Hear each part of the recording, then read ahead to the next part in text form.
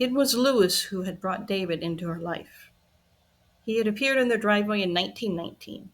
In that jittery spring after the war, an intense, upright boy, who even in high school still tied up his books with a cord, who waited for her brother at 7 a.m., rain, snow, or fog, refusing all enticements to come into the kitchen.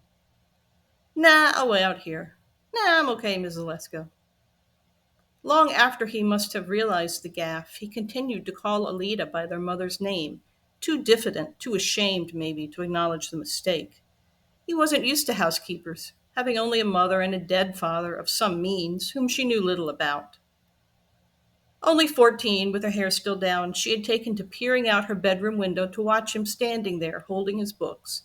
She had come to the door with Alida sometimes, conscious of a new dress, buckled shoes, knowing she was still a little girl in his eyes, but hoping he might notice her smile or the particularly friendly way she spoke to him.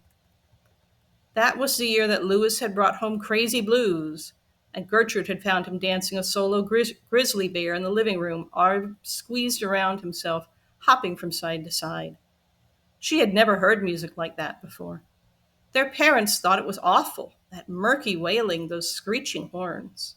Yet it was life, really. It was truth and justice and passion and everything else that had been locked up in the closet and lost.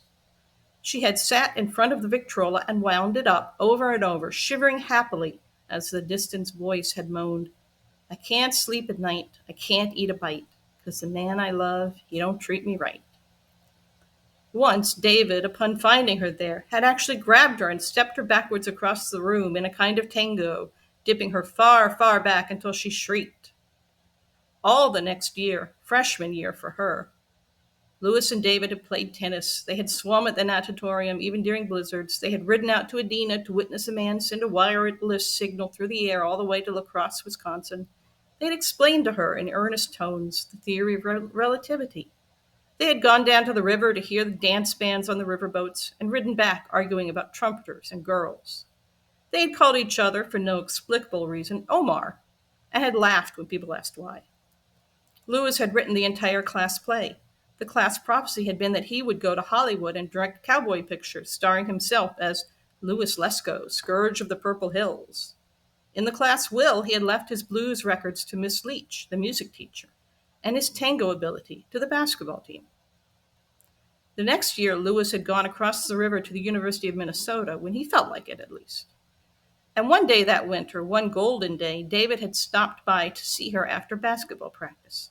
He had looked uneasily around her room, the shelves of storybooks, the tobacco cards of actresses and world cities she had pinned to a corkboard, the diaphanous scarves she had draped over the lamps.